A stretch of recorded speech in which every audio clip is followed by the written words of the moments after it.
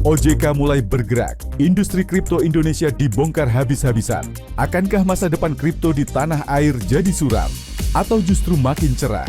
Bloomberg Technos Podcast, Technozone bersama Pandu Sastrowardoyo dan Wery Enggo Prayogi.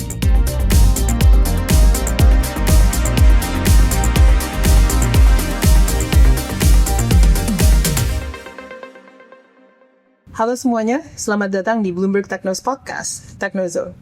Nama saya adalah Pandu Sastrowardoyo. Kita akan membahas sesuatu yang sangat penting hari ini, yaitu masa depan industri kripto di Indonesia. Dunia industri kripto sudah berubah cepat. Dari perang dagang global, krisis keuangan, sampai munculnya blockchain sebagai salah satu fondasi baru ekonomi digital. Pertanyaannya adalah, di mana posisi Indonesia? Apakah kita hanya akan sekedar jadi pasar, atau apa kita bisa nih jadi pemain besar dunia? Hari ini kita kedatangan dua tamu spesial.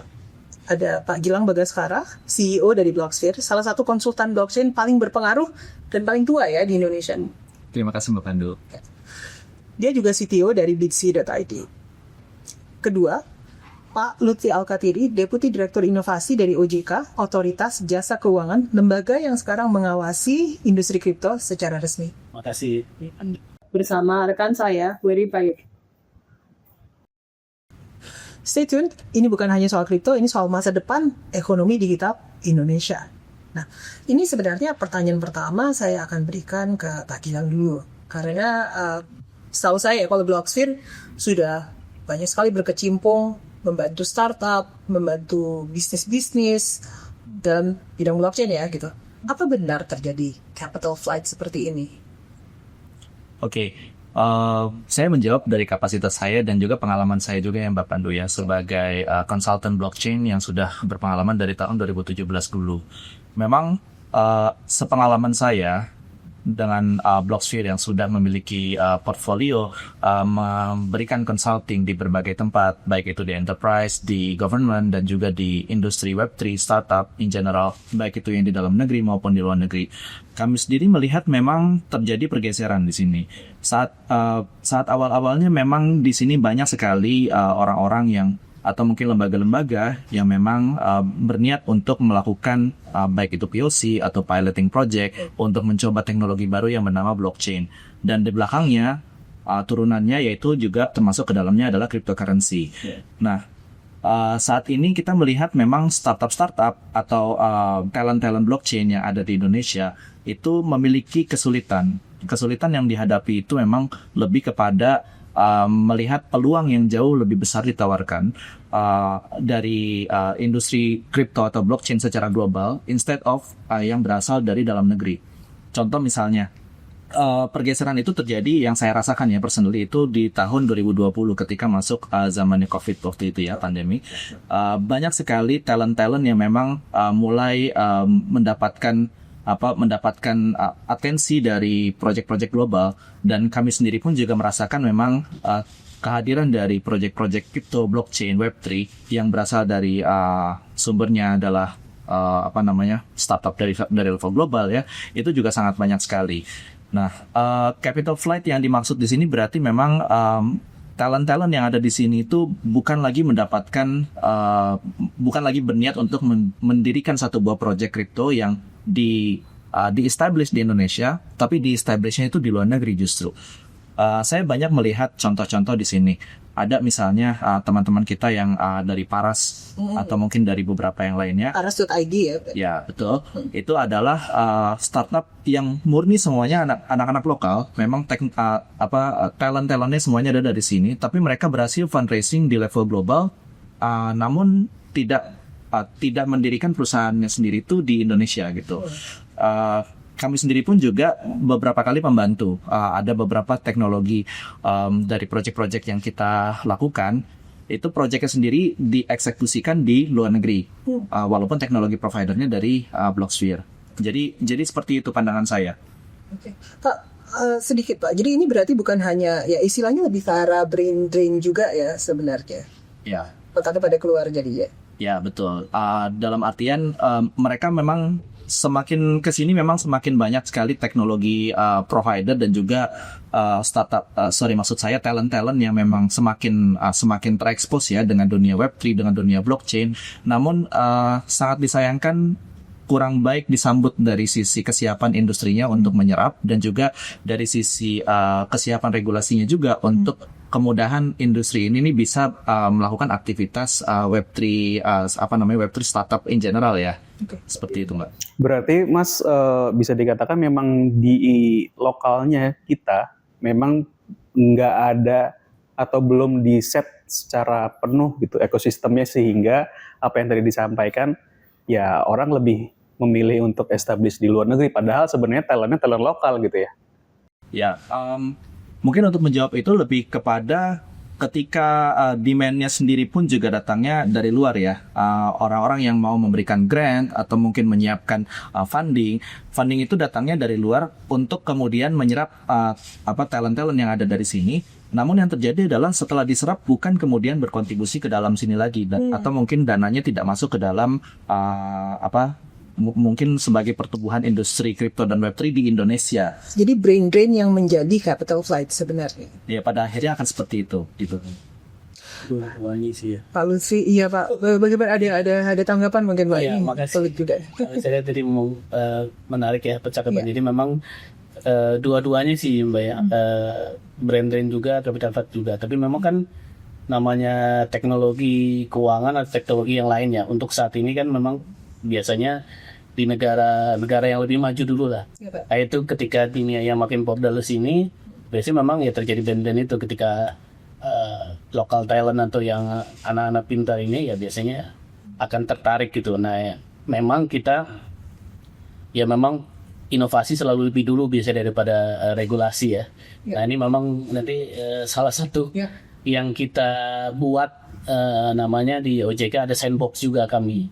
Jadi buat mengantisipasi kalau tadi ada hal-hal baru yang belum diatur sama regulasi, yuk kita sandboxkan dulu, kita uji coba dulu di dalam. Jadi kita lihat mitigasi risikonya, kita lihat perlindungan konsumennya dan lain-lain. Sehingga nanti ketika memang benar modelnya ini atau inovasinya ini manfaat, tidak merugikan dan lain-lain, ya peraturannya juga kita siapkan sama. Jadi ketika di sandbox sambil kita siapkan peraturan juga. Jadi mungkin itu salah satu cara lah ya untuk supaya nggak terjadi brand day kayak gitu.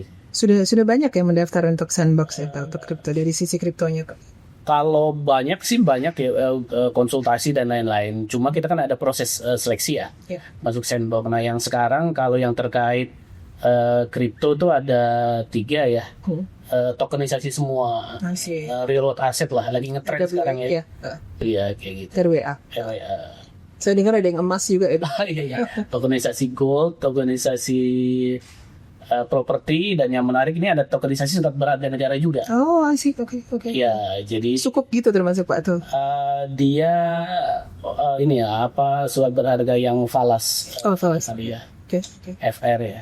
Berarti mungkin Pak balik lagi dari kita tadi bicara soal regulasi, artinya dari 3 atau bahkan lebih, kan sebelumnya juga mungkin pasti akan jumlahnya jauh lebih banyak ya karena ada filter dan lain-lain.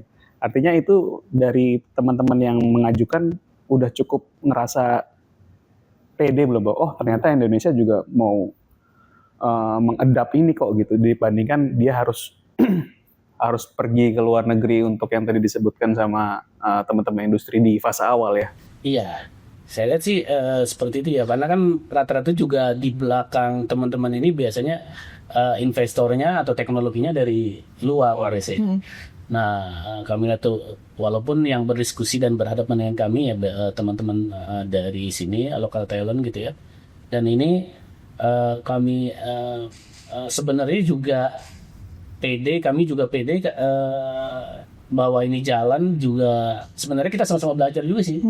Dari kita teman-teman itu dapat input ya, regulasi gimana sih, mitigasi risiko. Kalau kita kan lebih concern ke mitigasi risiko, ke peraturan, ke compliance. Kalau kita kan gitu urusannya. Tapi kalau dari teman-teman yang industri, inovasi kan biasanya ini kalau bisa bisnisnya gini dong, lebih cepat dong, ini ya kayak gitu-gitu. Nah jadi memang kita sama-sama belajar di situ dan sama-sama tahu juga. Nah jadi mudah-mudahan sih kalau lulus sandbox ini jadi lebih punya tata kelola yang lebih baik, lebih punya mitigasi risiko lebih baik, perlindungan konsumen juga, dan mereka juga bisnisnya lebih sustain harapan kita. Jadi jangan sampai model bisnis bagus tapi nggak sustain, karena kita melakukan uji coba terbatas dengan konsumen juga di situ. Termasuk sustainability of the business juga berarti Pak. I see. Oke. Pak Gilang, ini kalau untuk ini jadi mengenai sandbox nih gitu. Dari klien-klien kripto Pak Gilang, apakah ada yang coba lewat sandbox? Kebetulan kalau melihat sandbox sendiri ya, karena kan ini berarti kita bicaranya IAKD yang baru dibentuk ya Pak ya. Dan IAKD ini kalau nggak salah POJK 27 2024 ya Pak. 2024. Oke. Yang kripto Yang crypto-nya. POJK 3 2024 ya. Baik, saat ini memang saya melihat lebih luasnya ya Mbak Pandu ya, karena belakangan ini memang untuk klien kripto kita itu juga sedang terbatas juga ya. Namun saya lihat juga dari kesiapan industrinya sendiri, banyak dari teman-teman juga kalau misalnya kita ngomong dengan teman-teman di AVI, di Aspakrindo, itu memang ada yang sudah mulai bertanya-tanya Mbak Pandu, kira-kira bagaimana caranya kita masuk ke sandbox? Apakah nanti prosedur sandbox itu akan sama dengan treatmentnya dengan sandbox sebelum-sebelumnya untuk yang inovasi aset keuangan digital, dan yang saya agak lupa Pak, mungkin yang sandbox dulu itu kan juga sebetulnya dari fintech juga ya Pak ya? Iya, betul. Nah, agak beda, kita sebutnya sandbox 2. Sandbox 2.0 ya Pak ya. Saya waktu kalau nggak salah bulan Desember kemarin ya Pak ya, kan ada temu OJK yang tahunan. Iya, betul. Ya itu juga sempat di sharing tuh, ada sandbox yang baru gitu, bagaimana cara perizinannya gitu. Cuman memang teman-teman di sini memang sangat excited sih Mbak Pandu melihatnya, dan sambutannya sangat baik gitu. Dari kami sendiri pun juga di industri ya, terutama juga di bidang crypto exchange gitu. Ada beberapa inisiasi yang memang menunggu kejelasan dari penerapan OJK Sandbox 2.0 ini seperti apa gitu. Walaupun dari sisi kami ya tugasnya tadi seperti itu ya. Kita yang berinovasi ya kita tidak bisa menunggu regulasi. Kita akan melakukan inovasinya, kita akan bahkan dari inovasi ini pun juga harapannya itu bisa menjadi pembelajaran ya Pak ya. Untuk nantinya sama-sama lah gitu, kita gandengan dengan OJK. Dari OJK sendiri pun juga sudah punya arahan, dari kita sendiri pun juga punya masukan juga gitu, akan seperti apa ketemunya. Saya sebenarnya ini saya belak-belakan saja ya gitu. Jadi pertanyaan saya adalah kalau misalnya mengenai tadi Pak Gilang bilang ya, inovasi kan biasanya memang nggak bisa tunggu-tungguan sama regulasi gitu. Nah, apakah ini justru menjadi blokir bagi banyak startup kripto untuk akhirnya ya udah kita buatnya di luar negeri aja deh gitu. Kalau Indonesia kita harus sandbox dulu nih gitu. Itu menjadi masalah. Itu apakah ya ini buat Pak Lutfi juga gitu. Itu apakah ada yang bilang seperti itu gitu, misalnya ada concern seperti itu atau tidak? Mungkin saya mau menambahkan konteksnya dulu ya sebelum nanti Pak Lutfi juga bisa menjelaskan dari sudut pandang OJK-nya ya. Konteksnya mungkin seperti ini. Banyak sekali produk-produk atau mungkin project-project yang melihat kesiapan dari regulasi itu di luar negeri itu tuh lebih matang. Gitu. Misalnya ada beberapa project yang memang berpikiran bahwa sebaiknya kita untuk bikin hal ini kita dirikan company di Singapura aja karena di sana sudah allow untuk jual beli token. Kalau di sini belum ada yang sifatnya itu mungkin lebih ke crypto fundraising waktu itu ya. Betul. Lalu kemudian di luar dari itu juga DeFi, aturan terhadap DeFi seperti apa, dan aturan terhadap staking seperti apa, staking dan juga earning crypto reksadana itu kan juga sebetulnya mungkin saya nggak nyebut reksadana kripto. Namanya mungkin masih belum ketemu ya. Betul. Tapi itu saya rasa itu pun juga masih digodok sih ya di sini gitu. Tapi keresahan-keresahan itu tuh saya sebetulnya optimis gitu bahwa itu akan segera mungkin akan terjawab gitu ya dari sisi OJK gitu Pak. Ya. Gimana Pak? Makasih nih pertanyaannya memang trigger nih Pandu nih. Jadi memang ya tadi regulasi selalu terlambat gitu ya daripada inovasi, dan memang karena biasanya regulasi di negara yang lebih maju karena biasanya lebih dulu gitu ya, karena memang kan mereka teknologi lebih dulu dan kita kejar di situ.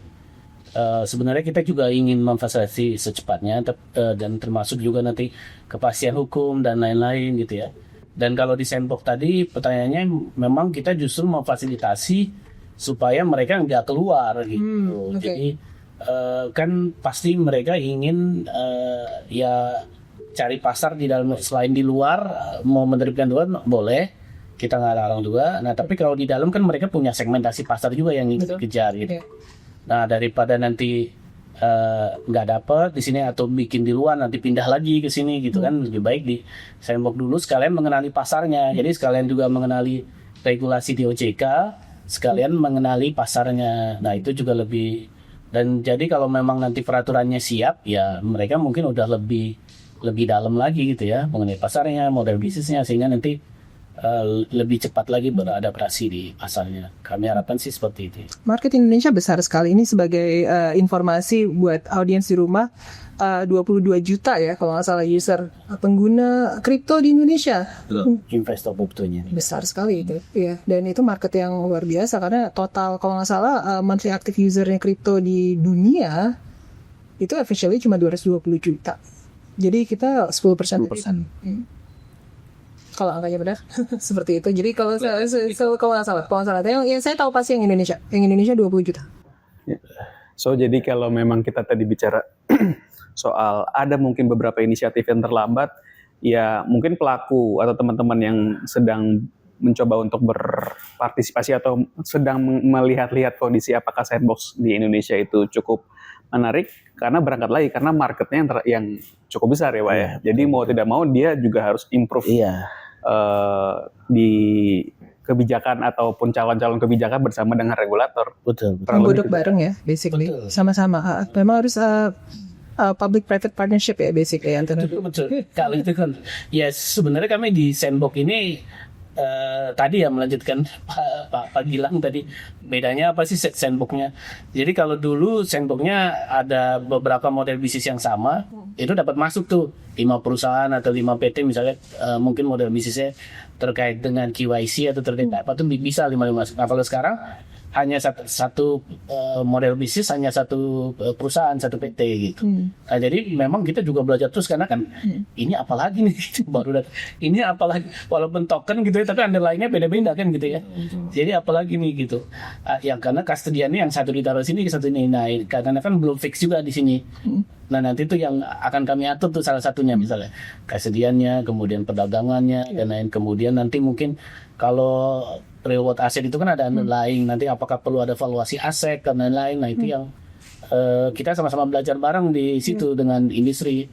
Nah ini menariknya juga di Bandung dulu tadi terkait peralihan ini sekarang kan namanya aset keuangan digital. Iya Pak. Ya kripto itu berdasarkan undang-undang P2SK. Nah itu menariknya adalah dia juga sudah jadi aset keuangan walaupun ada nama digital tapi aset keuangan. Artinya apa ya? Dia bisa lebih luas lagi nanti. Jadi bukan sekedar komoditi gitu ya, tapi aset keuangan. Nah ini yang nanti bisa kita integrasikan ke yang lebih luas lagi. Nah kami inginnya ke sana. Karena juga tren di luar kan, apalagi dengan Pak Taram ini kayaknya banyak yang crypto minded ya, penting ya. Karena itu juga mungkin bisa menimbulkan hype baru sampai sini, dan kita ingin lebih mempersiapkan lagi untuk itu. Kalau mengenai Trump dan mengenai fokusnya di kripto, ada satu hal yang waktu itu dia sangat fokuskan, yaitu stablecoin. Jadi Scott Bessent waktu itu bilang bahwa akan ada act di tahun ini, belum pasti kapan ya, tapi 2025 yang akan istilahnya membuat stablecoin USD seperti USDT, USDC dan lain-lain sebagai perpanjangan tangannya USD, basically gitu. Kalau menurut Bapak, apakah itu sesuatu yang bisa terjadi di Indonesia? Karena gimana pun juga kan rupiah kan daulatnya di rupiah gitu, basically gitu. Karena ini ada kemungkinan nggak sih hal seperti itu terjadi? Betul, karena kita ada undang-undang mata uang ya. Betul. Dan wilayah transaksi pembayaran kan di Bank Indonesia ya, pengaturan dan pengawasannya. Nah, tapi memang kita tuh punya mekanisme koordinasi khusus terkait ini dengan Bank Indonesia. Kemudian juga nanti kita dorong Bank Indonesia tuh punya sandbox juga terkait ini. Jadi, nah ini yang kita dorong mau semacam sandbox bersama lah. Kalau memang terkait ada hal-hal yang bersama itu seperti stablecoin. Memang sudah ada beberapa yang konsultasi, tapi belum jadi peserta sandbox ya, tapi konsultasi ke kami, dan ini kami koordinasikan juga ke Bank Indonesia bagaimana supaya bisa melihat ini sebagai salah satu inovasi yang menarik ya. Selain nanti kita juga harus lihat sisi mitigasi risikonya yang kita pisahkan. Nah itu yang ya ini masih kita bahas terus, mudah-mudahan sih jalan lah. Diskusi yang sampai saat ini berjalan dalam taraf sandbox ini, kira-kira ada peluang nggak sih Pak? Maksudnya kita ngomong reaksi awal dari Bank Indonesia ya terhadap ide-ide ini. Ya, pokoknya cukup open minded sih, ya, open minded ya. Cuma mereka kan juga melihat dari sisi pembayarannya dan terkait APU PPT dan lain-lain itu yang memang harus kita kepatuhan ya. iya kita ini apakah punya akses yang cukup nggak nanti Bank Indonesia buat melihat buat atau mengambil data atau mengawasi lah ya segala macamnya sudah seperti itu. Nah itu kalau misalnya sudah kita dapatkan model pengawasan yang pas untuk itu yang cocok mungkin bisa kita jalankan. Saya ada satu pertanyaan lagi. Ini sedikit niche sih, tapi saya kalau untuk kegiatan-kegiatan kripto yang bukan membuat token, jadi atau membuat coin, basically, jadi dia tidak minting token, tidak minting coin segala macam. Sebagai misal untuk staking misalnya gitu. Jadi saya punya PT-nya itu dia hanya lakukan apa? Dia lakukan staking saja gitu misalnya staking atau basically dia bikin validator. Dia isi dengan Ethereum atau kripto yang lain gitu. Terus dia dapat gitu kan basically. Itu apakah harus lewat sandbox juga atau sudah bisa langsung beroperasi? Kalau staking itu karena sudah di Bapepti kalau nggak salah itu sudah ada salah satu kita nyebutnya PAKD sekarang, kalau dulu di CPFAK ya Bapepti ya. Perdagangan aset keuangan digital kalau kita istilahnya. Nah itu sudah pernah melakukan. Nah karena kalau sudah pernah melakukan dan sudah ada perbanya juga di kita kan di peralihannya kalau kita belum atur kita bisa pakai perba. Jadi kalau belum ada POJK-nya kita pakai perba. Nah itu jadi karena sudah ada yang mendahului jadi silakan ke perizinan kalau itu didaftarkan perizinan di OJK. Tidak perlu sandbox. Kalau sandbox itu jadi benar-benar sesuatu yang baru, belum ada aturan di Indonesia gitu ya. Kemudian juga baru sama sekali gitu, sehingga itu bisa masuk sandbox. Tapi kalau sudah ada yang pernah melakukan atau sudah pernah diatur ya itu nggak bisa masuk sandbox. Iya, itu menarik juga tuh Pak. Kalau dari sudut pandang industri Pak, memang kami itu sendiri melihatnya peraturan ini kan sedang beralih ya Pak ya dari Bapepti ke OJK. Dan saya melihat juga tadi ada poin yang diangkat sama Bapak itu dari treatment aset kripto sebagai komoditas menjadi aset keuangan digital. Di mana berarti kan koordinasinya dengan BI itu kan dia akan menjadi punya use case ya Pak ya. Punya use case karena yang waktu itu pernah diangkat juga ya di beberapa di beberapa tempat itu yaitu programmable money. Programmable money di mana setelah kripto setelah kripto itu ditreat sebagai keuangan, banyak sekali use case yang nantinya akan bisa menjadi turunannya. Saya sebetulnya dari sudut pandang industri memang sangat tertarik gitu Pak untuk melihat bagaimana setelah programmable money ini bisa terimplementasi dalam bentuk peraturan gitu. Use case ini pun nanti akan masuk juga gitu ke OJK. Nah, yang tadi saya dengar kan berarti contoh misalnya yang sudah ada di Bapepti sebelumnya, lalu ketika nantinya akan pindah ke OJK, berarti kita akan mengikuti perbagi Pak ya, berarti. Betul Pak. Nah, ya teman-teman di industri ada beberapa yang udah punya, contohnya ada di Pintu ya, kayak Master, di Reku untuk yang staking. Itu saya melihat ada beberapa teman-teman di industri di Aspakrindo ya terutama ingin melakukan staking juga gitu, cuman mereka bingung caranya gimana. Silakan aja ke udah ada ya kayak caranya. Banyak. Kalau yang running yang belum ya? Earning saya belum dengar. Iya, belum ada. Nah itu, saya menambahkan lagi selain token itu, baru minggu ini, Selasa ya, kalau Selasa dia masuk jadi sandbox itu yang earning ya. Yang earning ya Pak ya. Ya, jadi komposisi 3 aset kripto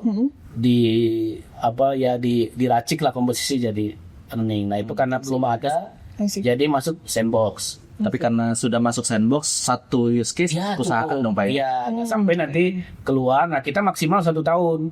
Tapi kalau menurut kita dan menurut perusahaannya cukup, ya 6 bulan juga nggak apa-apa. Nanti kita siapkan nanti mitigasi risiko, tata kelola dan lain-lain cukup. Nanti kita lempar tuh ke perizinan, ke peraturan agar terdaftar. Nah kalau sudah terdaftar, itu teman-teman yang lain nggak perlu masuk sandbox lagi, dia langsung ke perizinan. Ya. Ini seru sekali. Jadi kalau misalnya ini potensinya ya untuk yang 3 yang sekarang kan semuanya real world asset nih. Ya, betul. Mungkin sebentar lagi real world asset bisa dengan mudah dengan betul. kita langsung perizinan aja gitu. Interesting Pak. Iya. Oke. Ya, ini mungkin ini tadi Pak Gilang sudah langsung kayaknya excited sekali nih gitu dengan ada inovasi baru dan memang sekarang dia pegang oleh OJK langsung ya gitu. Iya.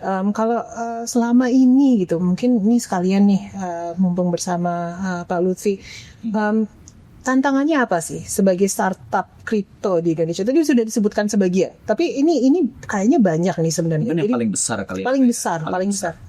Ya. Oke, kalau dari sudut pandang saya ya sebagai biasanya kan kalau mau membuat satu buah startup itu yang paling besar dibutuhkan itu fundingnya Pak ya. Funding untuk baik itu dari sisi grant atau dari sisi visi atau dari sisi manapun ya. Funding untuk startup kripto terutama itu memang sangat niche gitu karena kita mengenal ada yang istilahnya adalah initial token offering lah atau mungkin token generation event, initial coin offering ya zaman dulu ya, atau zaman sekarang berarti sudah difasilitasi oleh exchange dengan menggunakan launchpad. Hal-hal seperti itu memang sesuatu yang menurut saya sangat dibutuhkan oleh startup kripto zaman sekarang. Yang sudah dengan bisa balik lagi tadi sudah sempat disampaikan, yang bisa mengadopsi seperti itu adalah yang secara regulasi sudah mature gitu dan dari situ kan berarti turunannya adalah karena secara teknologi dan kesiapan negaranya pun juga sudah mature. Saya melihat perlu adanya dorongan dari sisi Indonesia untuk nantinya grant atau mungkin visi atau mungkin fund yang berada dari local source ya, itu tidak lari untuk memfunding ke project-project yang berada di luar, tapi adanya tetap di Indonesia gitu. Jadi memang dengan menggunakan metode tadi ya, koin fundraising dengan menggunakan kripto, itu yang menurut saya akan bisa men-solve masalah yang sangat besar ini ya dari sisi funding. Okay. Sebagai contoh yang untuk grant itu bahkan ada infrastruktur grant di mana kalau kita running validator bukan hanya dapat transaction fee-nya gitu, tapi dia juga dapat grant karena dia hanya untuk running saja gitu misalnya. Gitu. Ya betul. Ini sekarang masalahnya untuk mendapatkan grant seperti itu apa nih Gilo? Di sini kami biasanya sih kami memang mengalami kesulitan gitu karena grant ini berasal dari luar yang mereka sendiri pun juga ingin menginvest di startup atau produk kripto yang berada di Indonesia.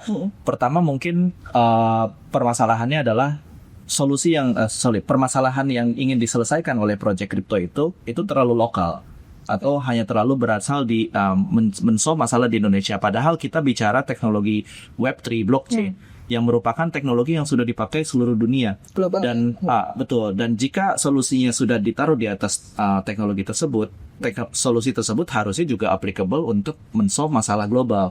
Akhirnya banyak yang kemudian kurang dipandang oleh visi atau kurang dipandang oleh pemilik grant misalnya dari luar karena penyelesaian masalahnya terlalu kecil atau mungkin terlalu lokal. Dari situ pun juga dibutuhkan juga nih dari mindsetnya pemilik project atau pemilik startup di Indonesia untuk di kripto ini bahwa permasalahan yang di solve itu tuh jangan hanya terbatas dari di Indonesia aja, tapi harus kita berpikirnya itu secara global, skala global. Karena itulah yang sebetulnya akan lebih mudah untuk dicerna oleh visi-visi global gitu. Justru ini ya Pak ya, Pak Lutfi ya. Jadi kalau kita namanya teknologi kita ini gitu sangat global, perusahaannya di Indonesia bisa mendapatkan bisnis dari luar negeri. Justru itu impiannya ya Pak ya, gitu kan. Justru itu yang kita inginkan dengan adanya semua ini ya Pak ya, dengan dibantu oleh OJK juga. Ada tanggapan nggak buat Pak Gilang? Iya, selain sandbox ya ini yang kami luncurkan kemarin namanya pusat inovasi. Ya. Nah, ini yang pusat inovasi ini. Jadi kalau di sandbox itu yang sudah kira-kira udah siap uji coba, udah ada nasabah atau konsumen yang terbatas di sini. Kalau di sini kira-kira masih startup yang awal, yang akselerator yang masih ide dan lain-lain, dan juga mungkin kami juga selain itu akan mengadakan akselerator, kemudian lomba-lomba yang terkait model bisnis seperti hackathon atau apa ya. Nah itu nanti yang kami ingin sekali bekerja sama dengan industri, dengan asosiasi, dengan kampus juga dan lain-lain ya. Kita punya konsep peta helix di situ, jadi ada akademisi, ada industri, ada pemerintah misalnya kementerian lembaga lain gitu ya, ada media termasuk Bloomberg mungkin. Nah ini asosiasi yang kami ingin bekerja sama semuanya, nanti mendorong inovasi-inovasi yang benar-benar baru di situ, yang belum bisa masuk sandbox, tapi kira-kira yang bisa kita dorong, kita lombakan atau kita promosikan nanti sehingga bisa grant atau apa. Nah itu yang salah satu harapan kami dalam meluncurkan pusat inovasi ini. Persis menarik sekali. Iya. kemarin. Itu. Oh, masih baru Pak ya? Iya, Ya. kita sebutnya launching Infinity. Iya, OJK Infinity, iya Pak. Project Infinity, Iya. I see. Kalau boleh tahu Pak, mungkin aku aku sangat excited dengarnya nih, Pak. Berarti memang arahnya itu OJK ini betul-betul sangat serius ya Pak ya untuk mau meluncurkan startup-startup baru di Indonesia yang memang solve masalah-masalah blockchain, dapat grantnya juga. Iya, kami harap dan kami juga lagi sedang kerjasama juga dengan dari asosiasi atau dari berbagai regulator ya dari luar. Ini memang ingin didorong karena harapan kami antara inovasi dan stability ini berkembang sejalan ya, sesuai nanti kan kalau di undang-undang P2SK itu istilahnya penguatan dan pengembangan. Penguatan itu terkait stabilitasnya, pengembangan ya inovasinya ini. Jadi dan kami ingin kalau di Infinity tadi pusat inovasi, lambangnya kita bikinnya kujang tapi ada belokannya, karena biasanya kan kalau taruh tuh kujang kan kayak keris tuh, kalau ditaruh di sini dia stabil, bukan karena magic ya, tapi memang Stabil. mekanikanya itu stabil. Iya. Kalau ditaruh ujungnya itu dia stabil, tapi dia ada lekuk-lekuknya yang fleksibel, dinamis, tapi jadi melambangkan antara inovasi dan stabilitas I see. bisa berjalan beriringan. Kami barang mengharapkan seperti itu. Simbolisme yang bagus tuh Pak. Stabil dan inovatif ya. Ya dengan menggunakan tradisional Indonesia lah. Sekalian juga mengambil sisi-sisi modernisme lah kira-kira. Iya.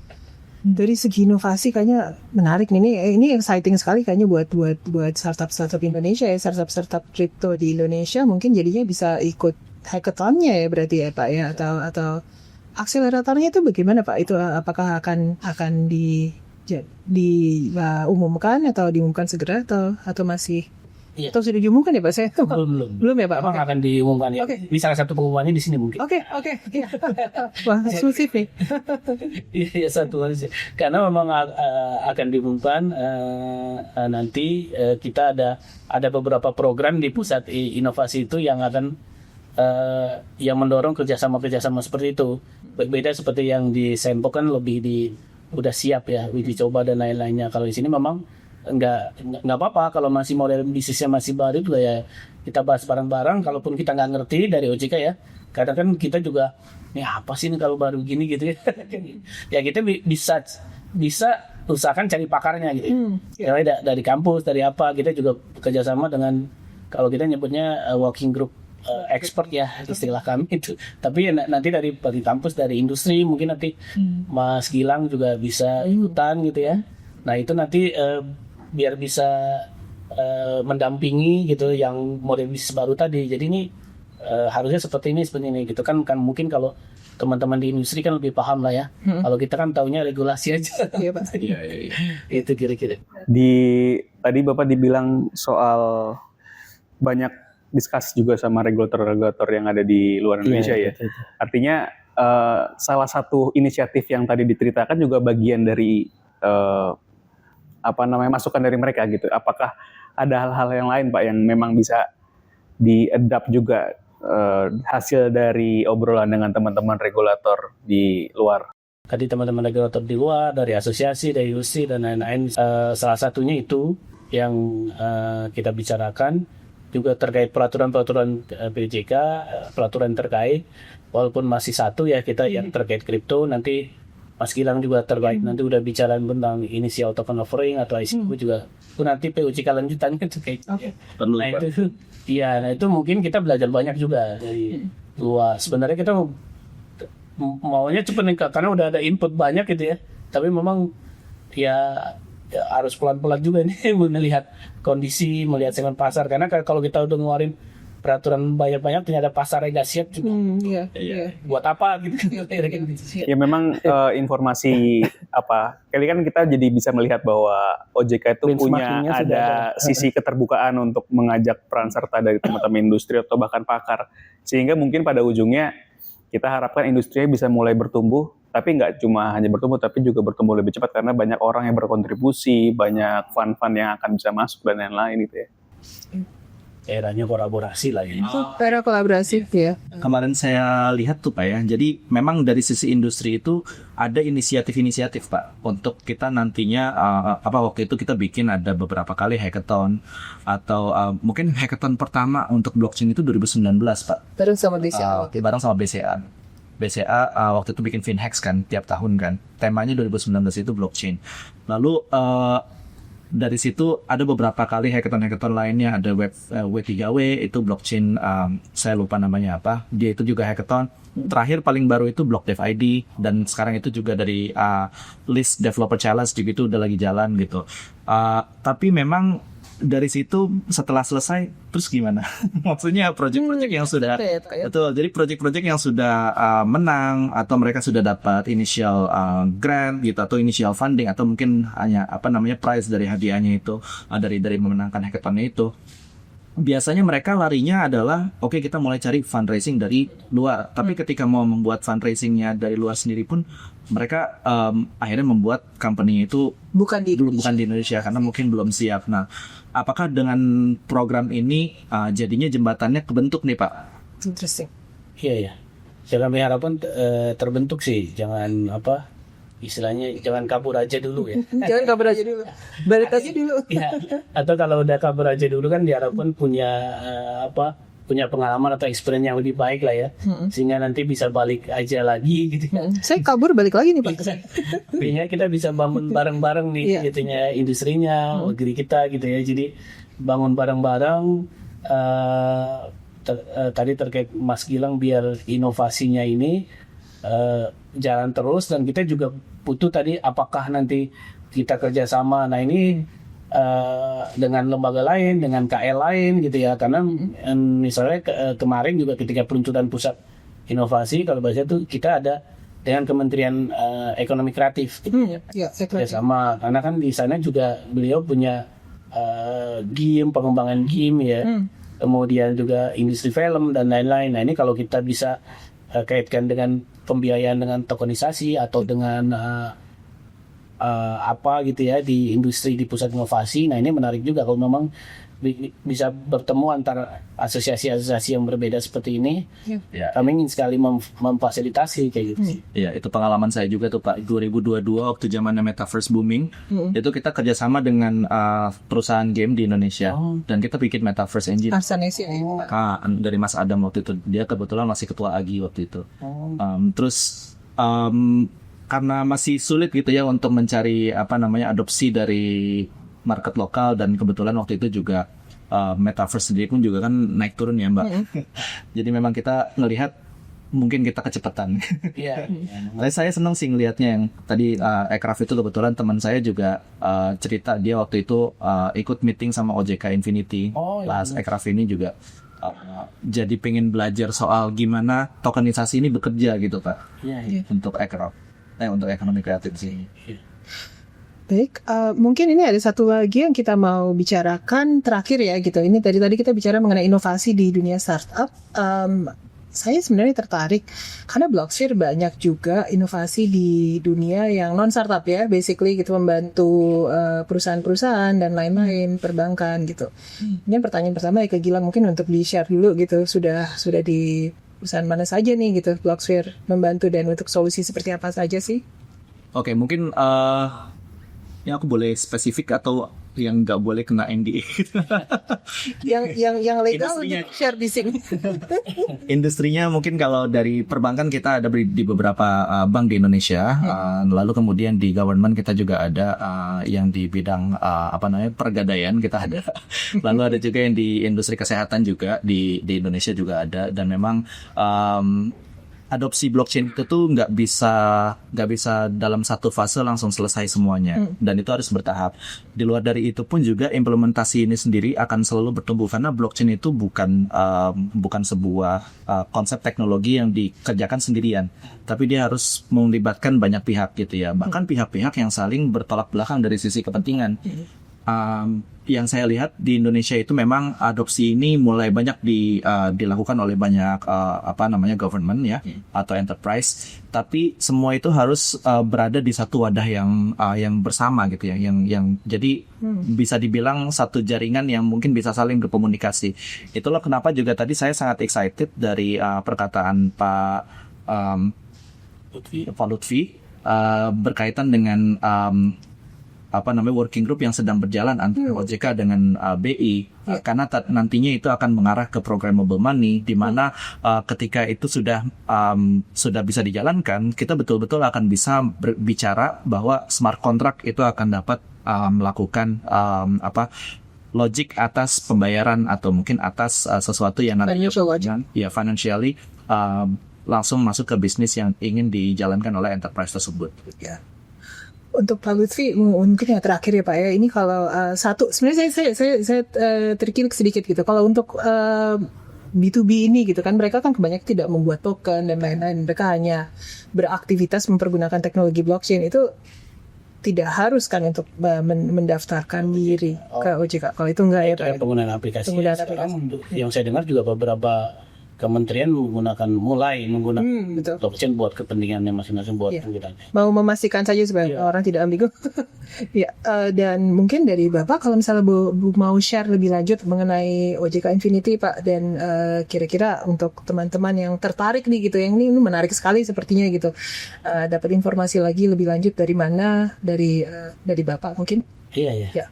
Makasih Mbak Pandu. Jadi memang tadi kita sudah ada sandbox, kita nih lagi baru buka warung ya buat OJK Infinity, pusat inovasi yang kita mengharapkan ada kolaborasi dari seluruh pihak ya, kementerian, lembaga, asosiasi industri, akademisi dan komunitas karena banyak komunitas juga, media dan lain-lain.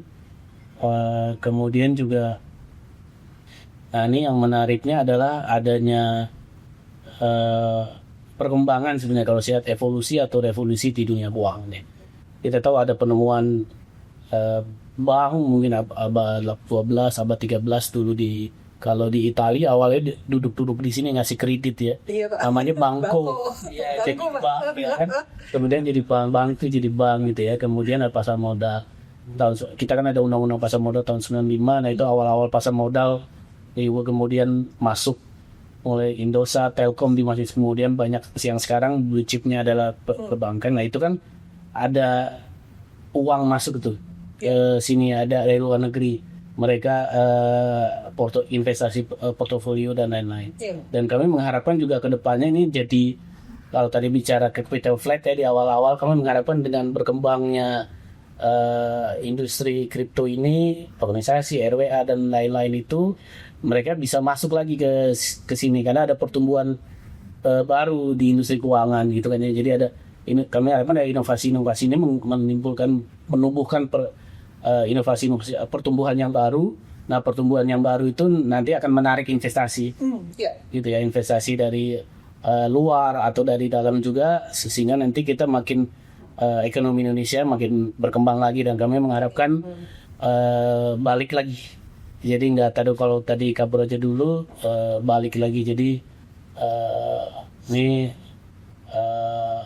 menimbulkan hype baru lah. Kalau tahun 90-95 ada pasar modal, kalau sekarang kami mengharapkan kripto ini bisa jadi salah satu growth center ekonomi Indonesia.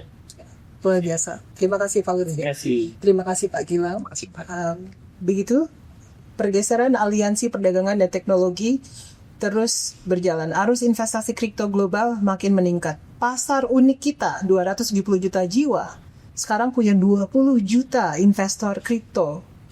Adopsi kripto sangat tinggi. Generasi muda melek teknologi, dan banyak sekali yang sebenarnya membuat inovasi-inovasi yang luar biasa. Kenapa tidak di kripto? Dan kenapa tidak pulang saja? Nggak usah kabur lagi. Terima kasih. Nama saya Pandu Sastroardoyo. Ini adalah Bloomberg Technos Podcast. Technos.